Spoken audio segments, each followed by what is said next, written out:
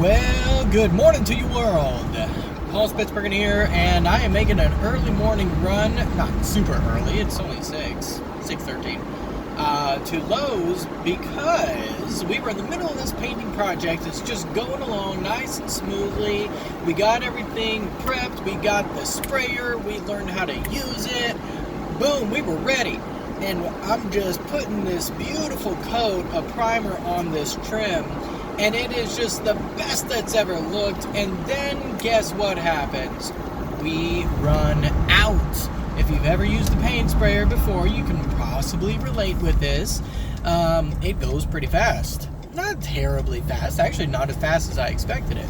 But still, I had 2 doors, and I had 3 cabinet doors, and I had a couple shelves, and all this stuff that needed this specific type of primer. We were out of it. It was an oil-based primer I had to use. So, it being at 9 p.m. when we came to this realization, it was too late. I couldn't run to Lowe's and pick up the stuff. So here I am, on my way to go get this thing. Anyway, minute 14 into my storytelling here, explanation. There is a point to this. The point is this. I don't know what the point is. No, the point is this. Just because you didn't get your hopes satisfied. My wife last night, she wanted so badly to get these doors done, to be able to move on to the next step first thing this morning. Does not mean you quit. Doesn't mean you give up. Doesn't mean you even have to do a whole lot of adjusting. You just have to work a little harder. You just have to do things a little bit longer, stronger, harder than you originally expected. So there's a verse in the Bible that says, "Hope deferred maketh the heart sick." And I can attest to the truth of that statement. Sometimes we just really, really have our hopes set on something, whether it's because of an expectation, it's because of anticipation, whatever it may be. All these things add up to a hope.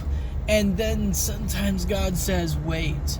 Or sometimes our own mistakes say, no, you're not ready yet. And God knew we're not ready yet.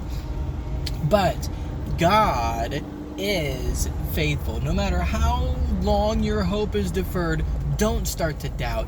Don't give up hope. God is faithful. I was reminded this morning as I was reading about Abraham and Sarah, how God came and he said, I am going to use you to establish my people. And then he came again later and said, I am still going to use you to establish my people. Now, why did he do that? Why didn't God just do it right out of the gate, right away?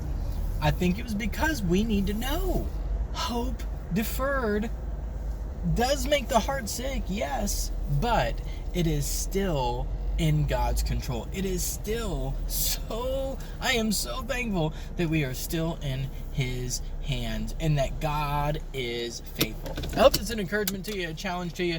Pardon my t-shirt here. I'm just making a quick run to Lowe's. They just opened up about 15 minutes ago, and I'm getting some paint.